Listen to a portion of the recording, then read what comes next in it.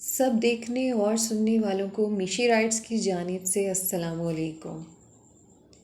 ستارے جو دمکتے ہیں کسی کی چشم حیراں میں، ستارے جو چمکتے ہیں کسی کی چشم حیراں میں، ملاقاتیں جو ہوتی ہیں جمال ابر و باراں میں، یہ نا آباد وقتوں میں دل ناشاد میں ہوگی، محبت اب نہیں ہوگی، یہ کچھ دن بعد میں ہوگی۔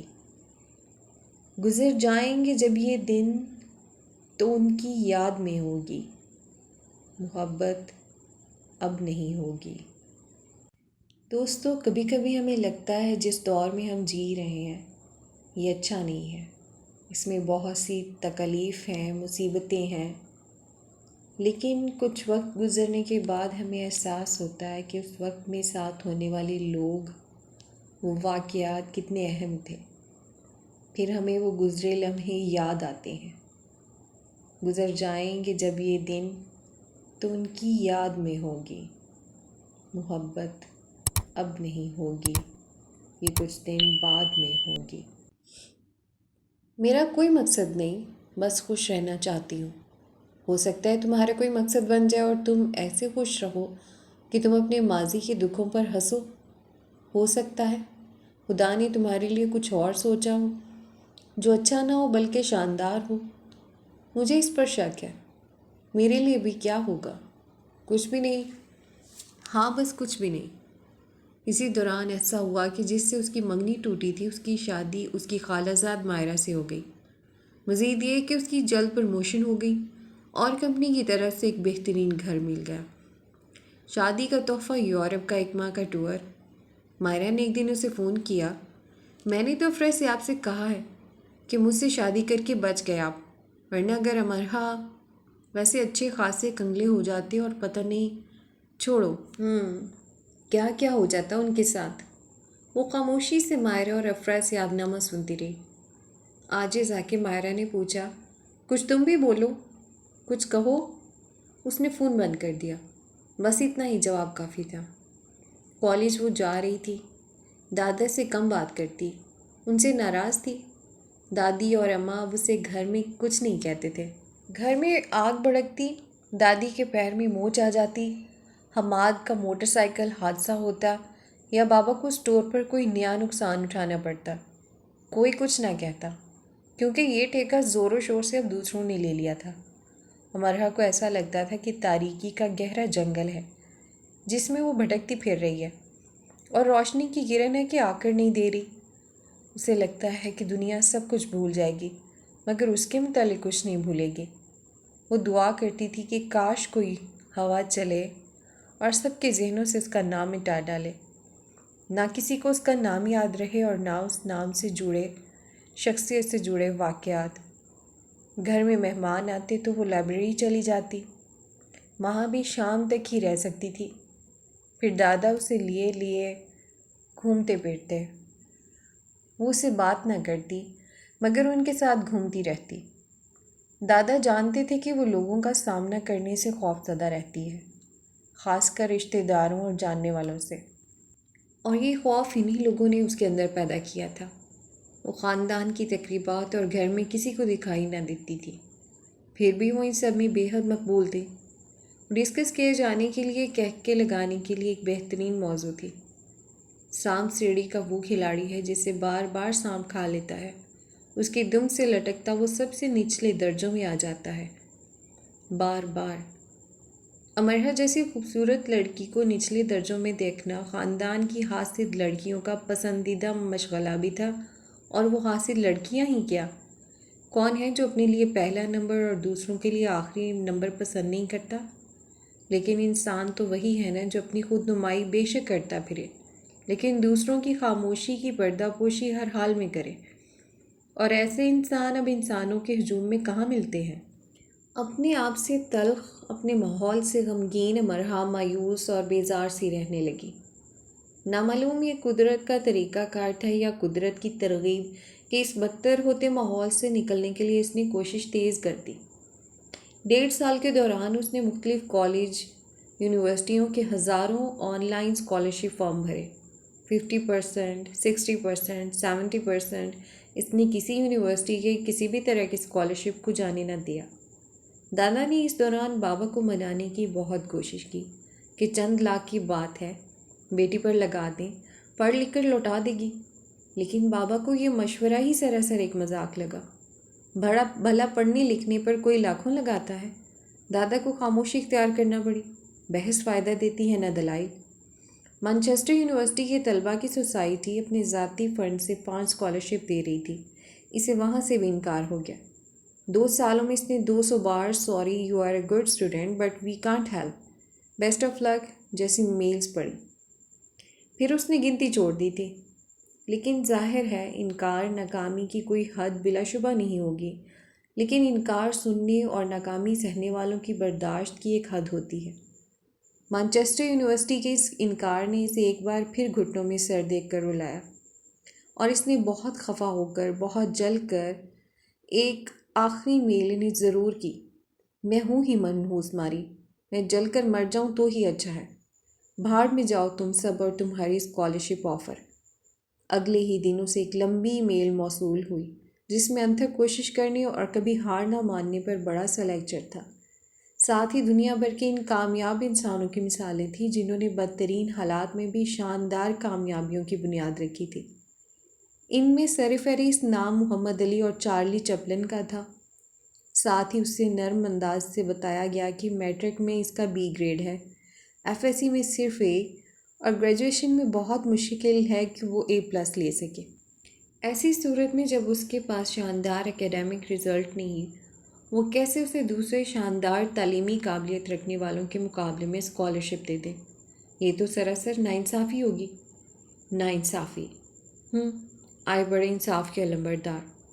آخر میں ایک چھوٹی سی سطر لکھی تھی جو کچھ ایسی تھی: "پھر بھی ہم سوچ رہے ہیں شاید آپ کے لیے کچھ کر سکیں، پلیز جل کر مت مریے، ہمیں وقت دیں"۔ اس نے اسے وقت دے دیا۔ اسے کیا اعتراض ہو سکتا تھا؟ اس دوران اس کا BA کا رزلٹ آ گیا۔ A+ تو جیسے بورڈ والوں نے اس پر حرام ہی کر دیا تھا کہ جتنی محنت کر لے امرحہ واجد کو A+ نہیں دینا۔ وہ بہت خفا سی رہی اپنے رزلٹ سے، لیکن کیا کر سکتی تھی؟ صرف اتنا کہ A پر پلس کا سائن صفائی سے لگا کر اپنی ڈگری مانچسٹر میل کر دی۔ اس کی ذرا سی چالاکی کام کر گئی۔ پورا 1 مہینہ سوچنے کے بعد انہوں نے اسے کہا: "ہم آپ کو 70% اسکالرشپ آفر کر رہے ہیں، وہ بھی 30%، ہر حال میں آپ کو 2 سالہ ڈگری کے دوران واپس کرنا ہوگا، باقی کو 50% آئندہ آنے والے 5 سالوں میں۔ اپنی رہائش اور کھانا پینا آپ کو خود دیکھنا ہوگا، ہم صرف عارضی طور پر یہ سب مہیا کریں گے"۔ تو منحوس ماری اور جل مروں گی کے الفاظ کام کر گئے۔ انگریز نما پاکستانی لرز اٹھے اور اسے اسکالرشپ آفر کر دیا۔ دادا کے ساتھ جا کر چپکے سے اس نے اپنا پاسپورٹ بنوا لیا۔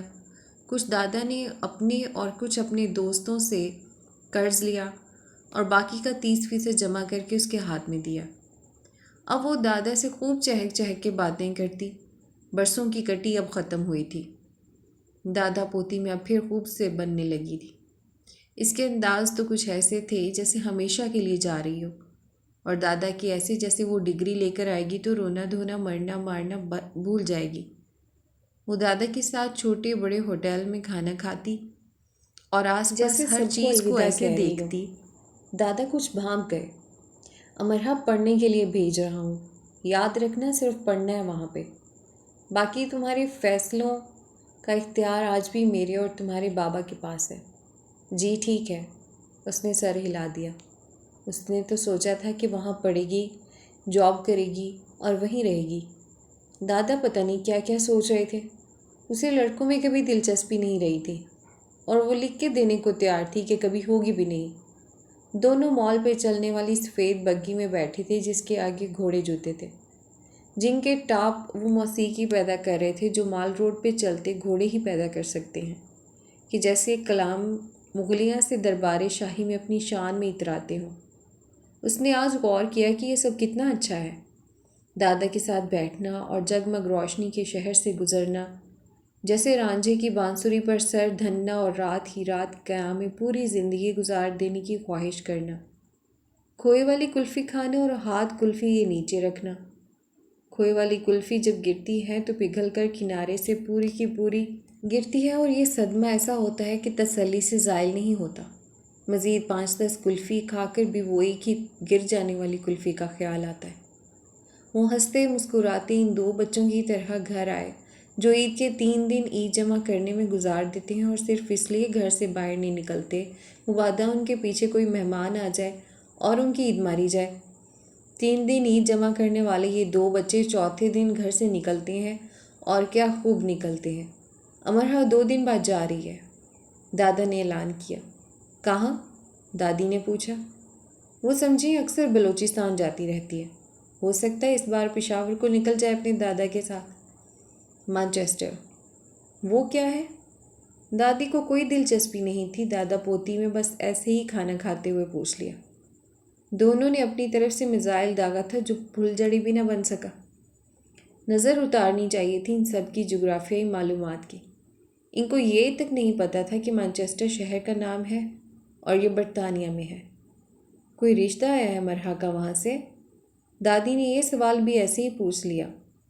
اس اگلے سوال پر دادا خاموش ہی ہو گئے۔ امرہ اتنی قابل ہے کہ مانچسٹر کے میئر نے خود خط لکھ کر بلایا کہ ہماری یونیورسٹی میں آ کر پڑھو۔ دادا نے طنز کیا۔ بھلے سے وائٹ ہاؤس سے خط آتا ہے کہ اوباما کی اسسٹنٹ بنو آ کر انہیں امور حکومت میں مشورہ دو۔ کوئی فرق کب پڑنے والا تھا؟ سب آرام سے کھانا کھاتے رہے۔ امرہ نے دادا کو اشارہ کیا کہ ٹھیک سے متوجہ کریں نا سب کو۔ اس اعلان پر ایسا رد عمل تو سراسر مانچسٹر کی بے عزتی ہوگا۔ امرہ باہر جا رہی ہے پڑھنے، 2 دن بعد فلائٹ ہے اس کی، دادا نے ذرا تیز آواز سے کہا۔ اب فرق پڑا۔ اماں بابا دادی نے حیرت سے دادا کو دیکھا۔ پیسے کہاں سے آئے آپ کے پاس؟ بابا نے سارے سوال چھوڑ کر یہ سوال کرنا مناسب سمجھا۔ مفت جا رہی ہے، یونیورسٹی نے اسکالرشپ دیا ہے۔ بابا کیوں مجھے پاگل بنا رہے ہیں؟ آپ نے اپنا پلاٹ تو نہیں بیچ دیا؟ وہ میں نے امرہ اور دانیہ کی شادی کے لیے رکھا تھا۔ بابا نے کھانا کھانا ہی چھوڑ دیا۔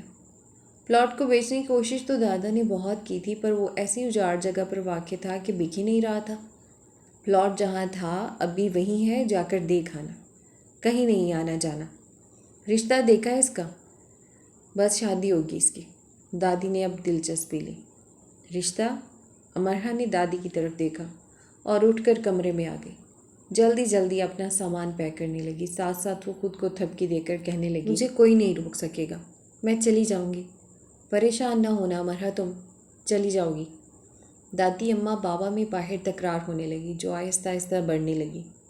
یہ کون سا رشتہ تھا جو اس برے وقت میں اس کے لیے آ گیا تھا؟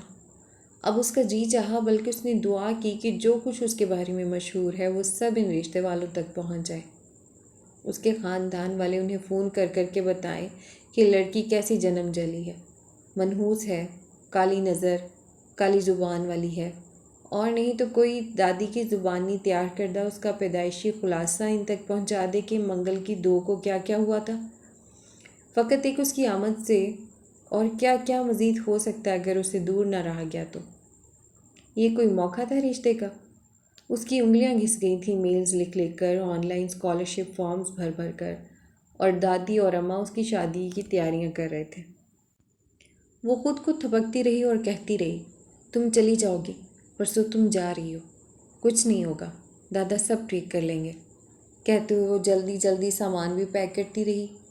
پاسپورٹ کو حفاظت سے چھپا دیا کہ بابا غصے میں آ کر اس کا پاسپورٹ ہی نہ جلا دیں۔ رات گزرتی رہی، باہر سے ہنوز چاروں کی تیز آوازیں آتی رہیں، اور پاسپورٹ کو چھپانے کے بعد وہ کمرے کے دروازے کے ساتھ لگی زمین پر بیٹھ کر اونگنے لگی، لیکن ساتھ ساتھ بڑبڑاتی رہی، میں چلی جاؤں گی، میں تو جا رہی ہوں، کون روکے گا مجھے؟ دادا ہے نا، وہ سب ٹھیک کر لیں گے۔ دادا نے دروازہ کھولا تو اسے دروازے کے قریب ہی اونگتے پایا اور اس کی بڑبڑاہٹ کو کم زیادہ ہوتے سنا۔ تکیہ لا کر انہوں نے اس کے سرہانے کے نیچے رکھا۔ زندگی میں وہ پہلی رات تھی جب وہ اتنا خوش تھی، اور اس خوشی کی اس کو اتنی فکر تھی کہ وہ بنا بستر کے فرش پر سو گئی تھی۔ اس ماحول نے اسے اتنے دکھ نہ دیے ہوتے، اس گھر میں اس کی ایسی حیثیت نہ ہوتی تو وہ ہر رات ایسی ہی سوتی، رو رو کر آنکھیں سرخ کرتے نہیں، بلکہ آنکھیں موند کر پریوں کا انتظار کرتے۔ رنگوں سے منور ہوتی نیند، دادا کے پاس ہی بیٹھ گئے اور اسے دیکھنے لگے۔ اولاد نامی جس طوطے میں والدین کی جان ہوتی ہے وہ طوطا امرا تھی ان کے لیے۔ انہیں اتنا پیار امرا کے والد سے بھی نہیں تھا، باقی کے اولادوں سے بھی نہیں تھا۔ وہ اس کے لیے ہر جنگ لڑنے کے لیے تیار رہتے تھے، اور ایک جنگ وہ اس کی حق میں جیت آئے تھے، اس کے مانچسٹر جانے کی۔ ایک دن امرا ان سے خفا ہو کر کہنے لگی، آپ بھی دوسروں کی طرح ہو جائے نا، کیوں کرتے ہیں مجھ سے پیار؟ وہ اس کا جواب نہیں دے سکے، بس سوچتے ہی رہے کہ شاید قدرت ہمیشہ انسان پر اتنی مہربان ضرور رہتی ہے کہ اگر ساری دنیا اس انسان سے نفرت کرنے لگے تو کوئی ایک ضرور اس پر جان چھڑکتا ہے۔ وہ انسان کوئی بھی ہو سکتا ہے، کوئی چرند پرند یا کوئی دوسری مخلوق۔ بلا وجہ کی نفرت ضرور ایک بلا وجہ کی محبت کو ساتھ باندھ لاتی ہے۔ جیسے جیسے دوسروں کے لیے تم ناپسندیدہ ہوتی گئی، میرے لیے پسندیدہ ترین ہوتی گئی۔ انہوں نے کہا، خدا بھی بھلا کبھی یہ بھولا ہے کہ اس کے بندے کے آس پاس بہت کانٹے اگائے ہیں، اور اب اسے ایک مہکتے ہوئے ہمیشہ تر و تازہ رہنے والے پھول کی اشد ضرورت ہے، تاکہ اس پھول کو پا کر وہ کانٹوں کی دی اذیت کو فراموش کر سکے۔ بابا نے اسے 10,000 روپے دیے کہ ضروری خریداری کر لے۔ اماں اور دادی کا مزاج البتہ بہت برہم تھا۔ دادا کے ساتھ جا کر ہی اس نے ضروری خریداری کی۔ دانیہ نے اس کا سامان پیک کروایا۔ حماد اور علی دل محسوس کر اسے دیکھتے رہے۔ آخر وہ اتنی دور جا رہی تھی۔ دادا مسلسل 2 دن سے اپنی آنکھوں کی جھڑی چھپا رہے تھے۔ یہ پڑھنے جا رہی ہے، بھاگ نہیں رہی۔ ماں باپ تو خوش ہوتے ہیں، تم دونوں سے کر دو خوشی سے روانہ، یہ نہ ہو کہ جہاز کریش ہو جائے یا یہ لاپتہ ہو جائے۔ دادا نے یہ چھوٹا سا لیکچر دادی اور اماں کو دیا تھا۔ اس کا جہاز کریش نہ ہو جائے یا وہ لاپتہ نہ ہو جائے۔ دونوں نے اپنی برہمی کو ایک طرف رکھا اور اسے دعاؤں میں الوداع کہا، اور وہ مانچسٹر کے لیے روانہ ہو گئی۔ وہ برطانیہ کے تیسرے مصروف ترین ایئرپورٹ کی اونچی چھت تلے ایڑی کے بل گھوم گئی۔ مانچسٹر میں آ گئی ہوں آگ لگانے، اس نے منہ پہ ہاتھ رکھ کر چلا کر کہا۔ چند لوگوں نے اسے حیرت سے دیکھا۔ بھلے سے دیکھیں، اسے پرواہ نہیں تھی۔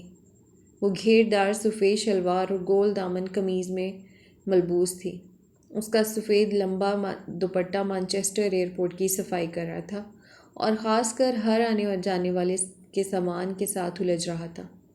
اس نے پھر سے دونوں بازو پھیلا کر ایڑی کے بل گھوم کر کہا، میں آ گئی ہوں مانچسٹر، میں اب کبھی نہیں روں گی، اور تم مجھے کبھی نہ رلانا۔ خوش بختی کا اگر کوئی نعرہ تھا تو وہ اس وقت امرا کا یہی نعرہ تھا۔ مسرت و شادمانی کا اگر کوئی اشارہ تھا تو وہ یہی ایڑی کے بل گھوم جانا تھا۔ سکون و راحت کے دریا کا اگر کوئی کنارہ نہ تھا تو وہ بس وہ امرا کا وجود سارا تھا۔ وہ ایک دم سے آزادی کے شدید احساس میں گھر گئی تھی۔ یہ احساس بہت خوش آئند تھا کہ وہ ہر دکھ سے دور ہو گئی ہے، اور یہاں اسے سب امرا کی حیثیت سے جانیں گے، اور بس جہاں صبح ہوگی، شام اور رات، لیکن کوئی آ نہیں۔ دکھوں کے استعارے چھپ گئے اور خوشیوں کی علامتیں جا بجا نظر آنے لگیں۔ بر صغیر کے حاکم وقت کی سرزمین پر لہراتا اس کا سفید دوپٹہ جہاز کا بادبان اس کی کشتی کو کھلے نیلے پانیوں میں رواں کرنے لگا۔ ایک امریکی ٹین ایجر اپنے چھوٹے سے الیکٹرک گٹار پر یوٹیوب میوزک بینڈ کا گانا آرڈینری لو بجا رہا تھا۔ بنگال کے سحر کو اپنی آنکھوں میں سموئے اور اپنی شرمیلی مسکراہٹ سے اسے پھونکتے بنگالی نیوبہتا دلہن اپنے محبوب شوہر کے کان میں سرگوشی کر رہی تھی۔ بنگال کی شرماہٹ اور آرڈینری لو کی دھن نے اسے نئی دنیا میں آمد پر خوش آمدید کہا۔ وہ فدا سی ہو گئی اور امریکی ٹین ایجر کے پاس کھڑی ہو کر مسکرا کر اسے داد دینے لگی۔ اسے کوئی لینے نہیں آیا تھا، وہ 3 گھنٹے سے انتظار کر رہی تھی، لیکن اسے انتظار سے کوئی مسئلہ نہیں تھا۔ وہ اگلے 3 گھنٹے اور انتظار کر سکتی تھی۔ اب اسے کوئی مسئلہ تھا بھی نہیں۔ اسے اپنے نام کا بورڈ دور سے نظر آیا۔ لانگ کراس بیگ لٹکائے ایک چائنیز مکس کورین لڑکی بھاگتی ہوئی آ رہی تھی۔ میں ہوں امرا۔ وہ لپک کر اس کورین لڑکی کی طرف لپکی، ورنہ جس تیزی سے وہ بھاگ رہی تھی ایسا لگ رہا تھا اسے لینے نہیں بائے بائے کہنے آئی ہے۔ اوہ سلام، سوری مجھے دیر ہو گئی۔ کوئی بات نہیں، چلیں۔ امرا نے سلام کا جواب دیا کہ اسے اچھا لگا۔ اس نے ہیلو کی بجائے سلام کہا۔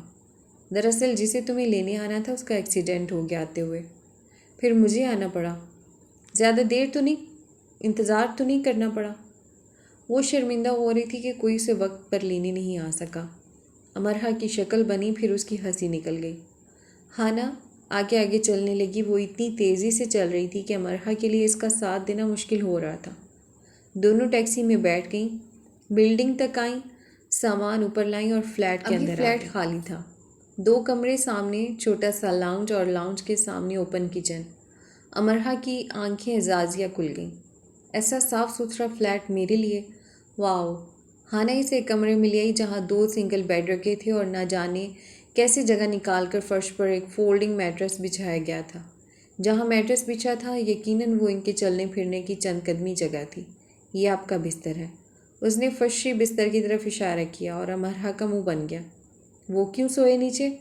برائے مہربانی اس کے علاوہ کسی چیز کو ہاتھ مت لگائیے گا۔ یہ فقرہ اس نے جبراً مسکرا کر لیکن درخواست انداز میں کہا، کیونکہ ہاف چائنیز تھی تو ذرا جھک کر کہا۔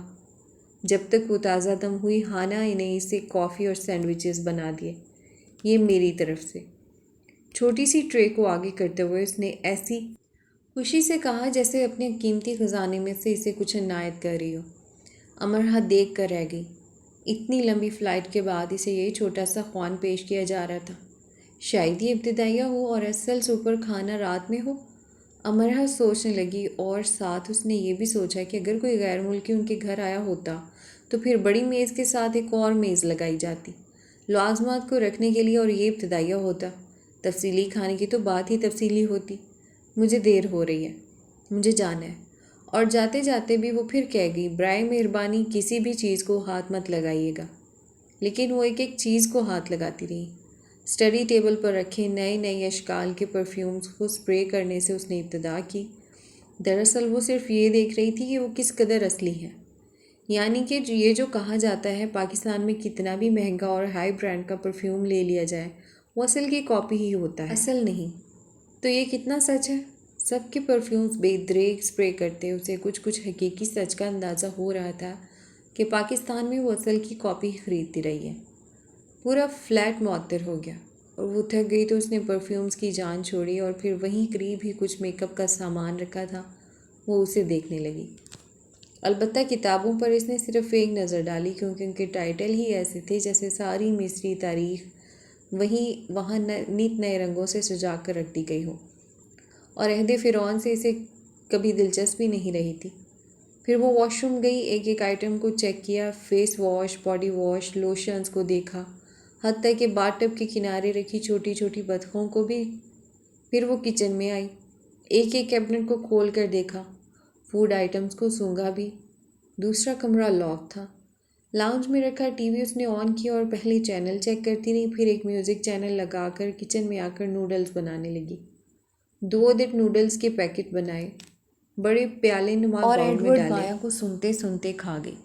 باؤل کو میز پر ہی رہنے دیا اور ٹی وی بند کر کے سنگل بیڈ پر آ کر سو گئی۔ 30% ادا کیا تھا انہیں۔ کوئی مذاق تھا؟ رات کو 12 کے بعد کا وقت ہوگا جب اسے اٹھایا جا رہا تھا۔ مس پاکستان پلیز اٹھیں۔ ایک انجانی آواز سے اس کی سماعتیں روشناس ہوئیں۔ پہلے تو وہ سمجھی کہ خواب ہے، سو بدستور سوئی رہی۔ جب دوبارہ مس پاکستان کی آواز آئی تو اسے حیرت ہوئی کہ دادا لڑکی کی آواز میں کیوں بول رہے ہیں، اور سیدھے سیدھے امرہا کیوں نہیں کہہ رہے؟ لیڈی امرہا پلیز، ورنہ میں آپ کی ناک کے پاس یہ اسپرے کر دوں گی۔ اینڈ ٹرسٹ می، اس کی بو دنیا کی گندی ترین بو ہے، کئی ہفتوں تک ناک میں گھسی رہتی ہے، اور کئی ہفتوں تک کچھ کھانے کو دل نہیں چاہتا۔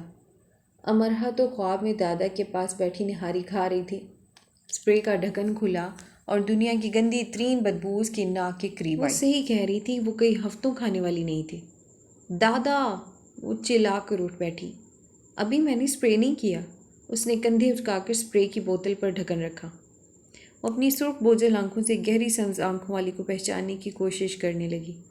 اس کی نظر دھندلا رہی تھی اور اس کی آنکھیں نیند کے بوجھ سے بند ہو رہی تھیں، اور اسے گہرا سبز رنگ ہر طرف تیرتا ہوا نظر آ رہا تھا۔ اپنے ہاتھ بھی سبز دکھائی دے رہے تھے۔ اسپرے کی بوتل کا ڈھکن پھر سے کھلا اور اس کی ناک کے قریب آیا۔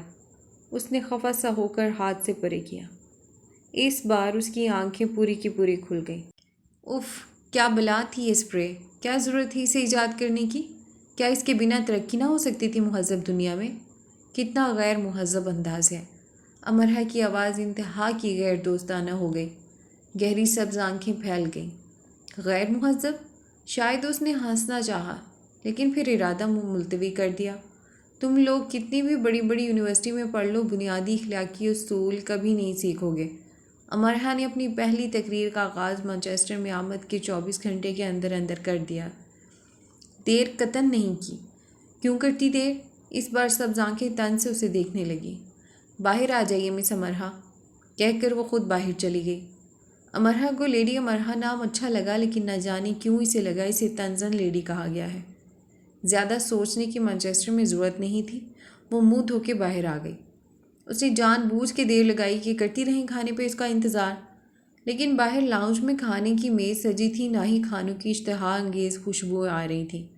البتہ ایک نہ دو، پورے 5 کا مجمع باہر بیٹھا تھا اور میز پر باؤل رکھا تھا جس میں کچھ نوڈلز بچے تھے۔ یہ اتفاق تھا یا ان کا اندازہ تھا؟ وہ مجمع اسے گھور رہا تھا۔ بیٹھ جائیے، ایک لڑکی نے کہا جس کی ایشیائی طرز کی بالوں کی گندھی چوٹی دائیں بائیں ایسے لٹک رہی تھی جیسے کنڈلی مارے بھورا سام کھڑکی سے باہر جھول رہا ہو۔ امرہ بیٹھ گئی۔ شاید کھانے سے پہلے متعارف ہونا ہوگا۔ یہ مس پاکستان ہے، امرہ، ہانا نے کہا۔ ہانا کا دوستانہ جوش کہاں گیا؟ امرہ نے ایسے ہی سوچا۔ ہے، میں للی ہوں، اسکاٹ لینڈ سے۔ میں شرلی مارگوٹ، بھورے بالوں والی نے کہا، پر وہ مسکرا نہ سکی۔ بیٹی لو، میں جرمنی سے ہوں۔ بہت لمبی اور بہت پتلی، بیٹی لو نے بے طرح مسکرا کر کہا۔ امرہ دیکھ رہی تھی کہ اس کی ہنسی اس کی آمد سے ہی قابو سے باہر ہے۔ میں ذرا شکاگو سے۔ لڑکھڑاتی اردو میں آواز آئی۔ مردانہ ہیئر سٹائل لیے ہوئے جس کو وہ صوفیہ کرسٹیانہ سمجھ رہی تھی، وہ عذرا نکلی۔ یعنی اگر شرلی کی لمبی چوٹی کی لگا دی جائے تب کہیں جا کے وہ تھوڑی سی عذرا ٹائپ لگے، پر خیر وہ جان جائے گی کہ اب جو یہاں ہوگا وہ کم ہوگا اور جو نہیں ہوگا وہ حیران کن ہوگا۔ میں نے آپ سے کہا تھا نا کہ کسی چیز کو ہاتھ نہیں لگانا، ہانا نے بولنا شروع کیا۔ میں صرف واش روم گئی تھی، وہ صاف مکر گئی۔ ہانا کا منہ کھل گیا۔ یہ جھوٹ بول رہی ہے شرلی۔ شرلی نے آنکھ سے اشارہ کیا ہانا کو، اور ہانا خاموش ہو گئی۔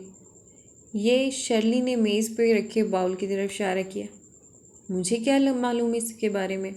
یہ تو پہلے سے ہی یہاں رکھا تھا۔ شرلی کے صرف یہی کہنے پہ وہ ڈر سی گئی، اور اسے افسوس ہوا کہ سارے نوڈلز کھا کر باؤل دھو کے کیوں نہیں رکھا۔ ابھی امرہ کو نہیں معلوم تھا کہ وہ باؤل دھو کے بھی رکھ دیتی تو بھی انہیں پتہ چل جاتا کہ ہانا کے نوڈلز کس نے کھائے۔ ٹھیک ہے امرہ، آپ جا کر سو جائیے۔ سوری آپ کو ڈسٹرب کیا، شرلی نے کہا، کھڑی ہو کر پوچھنے لگی۔ وہ پانچوں پہلے اس سے اور پھر آپس میں ایک دوسرے کو دیکھنے لگی۔ بیٹھے لوگوں نے گو کے اپنے منہ پہ ہاتھ رکھ لیا تھا، پر امرہ دیکھ رہی تھی کہ وہ اپنی ہنسی روکنے کی ناکام کوشش کر رہی ہے۔ ابھی آپ کو اور بھوک لگی ہے؟ عذرا نے پوچھا۔ نہیں، بھوک تو نہیں لگی، مگر پھر بھی کھانا تو کھاتے ہیں نا۔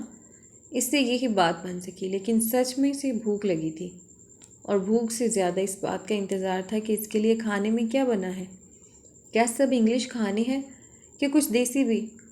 ہم بنا بھوک کے کھانا نہیں کھاتے لیڈی، شرلی نے کس قدر متانت سے کہا۔ اس نے اردو میں کہا، کسی کی سمجھ میں نہیں آیا۔ بس عذرا نے اسے گھور کر دیکھا۔ وہ کمرے میں آئی اور فرشی بستر پر سو گئی۔ باہر بھن بھناہٹ ہوتی رہی۔ 30% ادا کیا ہے۔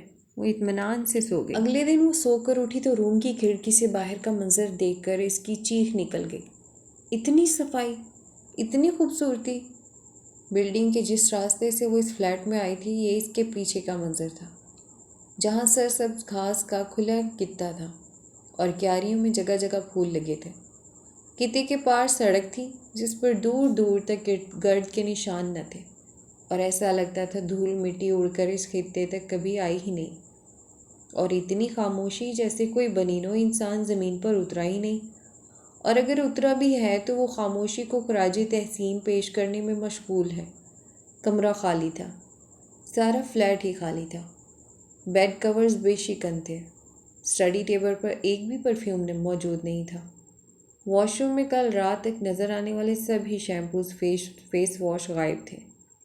وہ کچن میں آئی تو کاؤنٹر پر ایک چٹ رکھی تھی، تمہارا ناشتہ، انڈا، جیم، 4 ڈبل روٹی کے پیس، دودھ اور شوگر ایک پلیٹ میں، کافی کے مگ میں 1 مگ جتنی کافی اور سائڈ پر رکھا ایک عدد ٹی بیگ۔ باقی چاروں کیبنٹ کو ایک زنجیر سے پرو کر درمیان میں ایک چھوٹا سا تالا لگا دیا تھا۔ امرہا کو ایک معمولی سا جھٹکا لگا یہ سب دیکھ کر۔ بس یہی معمولی سا؟ اس کے پاس فون تو تھا لیکن ابھی اس فون سے بات نہیں ہو سکتی تھی۔ رات خانہ نے اس کی بات پاکستان کروا دی تھی۔ اب ظاہر ہے اسے خود ہی فون کرنا ہوگا اگر وہ اس معمولی سے جھٹکے کے بارے میں دادا سے لمبی بات کرنا چاہ ہی رہی تھی تو۔ لمبی بات پر لمبا بل بھی ادا کرنا پڑتا تھا۔ دوسری چٹ فریج پر لگی تھی۔ 9 بجے آ کر ڈربی تمہیں لے جائے گی یونیورسٹی، تیار رہنا۔ ناشتہ کر کے وہ تیار ہو گئی۔ ٹھیک 9 بجے ڈربی نامی چھوٹی سی لڑکی آ ہی گئی۔ میں ڈربی ہوں، مجھے شرلی نے کہا ہے کہ تمہیں اپنے ساتھ یونیورسٹی لے جاؤں۔ میں امرہا ہوں، میں آج پہلی بار تمہیں دیکھ کے اندازہ لگایا جا سکتا ہے۔ وہ مسکرائی اور امرہا کو اس کی مسکراہٹ بہت اچھی لگی۔ انفیکٹ امرہا کو اس کی گھسی ہوئی جینز اور گھسے ہوئے شوز بھی بہت اچھے لگے، اور اس کے بریسز والے دانت بھی، کیونکہ وہ مانچسٹر یونیورسٹی میں قدم رکھنے جا رہی تھی۔ اسے ہر چیز اچھی لگنی تھی نا۔ آ جاؤ جلدی سے پھر۔ ڈربی تیزی سے باہر نکلی، فلیٹ کو لاک کر کے وہ اس کے پیچھے آئی۔ ڈربی ایک منی سی سائیکل کو لیے تیار کھڑی تھی۔ آ جاؤ، بیٹھ جاؤ۔ اس نے منی سی سائیکل کی پچھلی نشست کی طرف اشارہ کیا۔ تو اس پہ ڈراپ کرنا تھا اسے، اس لیے خاص ڈربی کو بھیجا گیا تھا۔ کیا ہوا مرحا؟ آ جاؤ نا، میں تمہیں گراؤں گی نہیں، لیکن شاید میں تمہیں گرا دوں گی۔ امرہا اردو میں بڑبڑا کر رہ گئی اور اس لڑکی کی منی سی سائیکل پر بیٹھ گئی۔ پہلے اپنی شرمندگی چھپاتی رہی، پھر اپنی ہنسی دباتی رہی۔ سڑکوں پر سے گزرنے اس نے کسی بھی طرف نہ دیکھا۔ ڈربی کے پیچھے منہ چھپائے وہ اپنی ہنسی کے فواروں کو برسنے سے روکتی رہی اور سفید بادبان کو دریا مانچسٹر پر ہوا کے سنگ کرتی رہی۔ دادا، اس نے خیالوں میں دادا کو مخاطب کیا، مجھے اتنی ہنسی آ رہی ہے کہ میرا جی چاہتا ہے کہ سڑک پر کود جاؤں اور پیٹ پر ہاتھ رکھ کر اتنی زور زور سے ہنسوں کہ سارا مانچسٹر اکٹھا ہو جائے۔ دادا، زندگی کیسے ہمیں چھوٹے معمولی بیکر قسم کے بہانوں پہ ہنساتی ہے۔ دادا، مجھے وقت کے یہ بہانے بہت اچھے لگے جو اس نے میری زندگی میں پرو دیے۔ اس دوران وہ بار بار اس کی نظر ڈربی کے ان چند بالوں کی طرف اٹھ جاتی تھی جنہیں ڈربی نے سر سے بہت اوپر اٹھا کر چنی منی سے پونی باندھ رکھی تھی، اور خدا معاف کرے پونی ٹیل کے نام پر خاصا گہرا کلنکا ٹیکا تھا۔ ہوا میں لہراتے وہ کسی چھوٹی چڑیا کے دم جیسے لگ رہے تھے جو ایک ہی جگہ پر پھدکنے کی ناکام کوشش کر رہی تھی۔ ڈربی سنجیدگی و متانت سے ایسے سائیکل چلا رہی تھی جیسے بگھی دوڑا رہی ہو۔ سونے سارا راستہ وہ مرحا کی ہنسی کی آبشاروں کی بجھاڑ سہتی رہی تھی۔ اسے اتارنے کے بعد وہ بولی بھی تو صرف اتنا، کتنی موٹی ہو تم، جاگنگ کیا کرو۔ ڈربی کیسے اسے اپنے سائیکل پر گھسیٹ کر وہاں تک لائی تھی اس کی پیشانی کا پسینہ بتا سکتا تھا۔ آکسفورڈ روڈ پر برطانوی طرز تعمیر کی تاریخ ساز عمارت کے عین سامنے کھڑی ہے، یونیورسٹی میں کیمپس کی آرک کے نیچے، جس کے اوپر بڑے سنہری حروف میں یونیورسٹی آف مانچسٹر جڑا تھا، جس کی بنیاد 1824 میں رکھی گئی تھی۔ علم، حکمت، انسانیت جس درسگاہ کا موٹو ہے، جو تقریباً 40,000 کے قریب اسٹوڈنٹس کو فیض یاب کر رہی ہے۔ دنیا کی 10 بہترین درسگاہوں میں سے ایک دی یونیورسٹی آف مانچسٹر وہ مین کیمپس کو اور آرک کو مگن انداز میں دیکھنے لگی۔ اس طرز تعمیر کی عمارتیں اس نے لاہور میں بھی دیکھی تھیں۔ اسے کچھ لاہور عجائب گھر جیسی بھی لگی۔ اسے یہ نہیں معلوم تھا کہ اندر کیسا جہان آباد ہے، دنیا کے کیسے لائق فائق قابل اساتذہ یہاں اکٹھے کیے گئے ہیں، وہ کیسے کیسے شاگردوں کے استاد بنا دیے گئے ہیں۔ ہاں بھی فی الحال وہ کچھ نہیں جانتی تھی، اور یہ بھی نہیں جانتی تھی کہ وہ بہت جلد بہت کچھ جان جائے گی، بہت کچھ۔ اسٹوڈنٹ کا جم غفیر ایسے اندر جا رہا تھا جیسے اندر کوئی چیز مفت تقسیم کی جا رہی ہو، جیسے کہ بریانی، اٹلی کا وہ مشہور پیزا جو اٹلی میں بھی نہیں ملتا۔ آ جاؤ امرہا۔ ڈربی کافی آگے جا چکی تھی، امرہا اس کے ساتھ چلنے لگی۔ اس نے سائیکل کو سٹینڈ پر کھڑا کیا، اس کی آنکھیں تیزی سے اطراف کا جائزہ لے رہی تھیں۔ اور اس کی سمجھ میں نہیں آ رہا تھا کہ کس طرف دیکھے اور کس طرف کو چھوڑ دے۔ دل بھی یہی چاہ رہا تھا کہ سب ایک ہی بار جلدی سے دیکھ لے، یعنی سب کو۔ اسٹوڈنٹس کی آمد و رفت میں تیزی بھی تھی اور پھرتی بھی تھی، اور وہ ایسے تھی جیسے کہ پھرتی اور تیزی سے ہم کبھی نہیں ملے، اور سست روی سے ہماری بہت دوستی چل رہی ہے۔ امرہ تیز چلو نا، ڈربی نے 20 قدم آگے جا کر گردن موڑ کر آواز دی۔ پیارے دوستو، آج کے لیے اتنا ہی۔ اگلی ویڈیو تک مجھے دیجیے اجازت، اور اپنا رکھیے ڈھیر سارا خیال، دعاؤں پہ یاد رکھیے گا۔ اللہ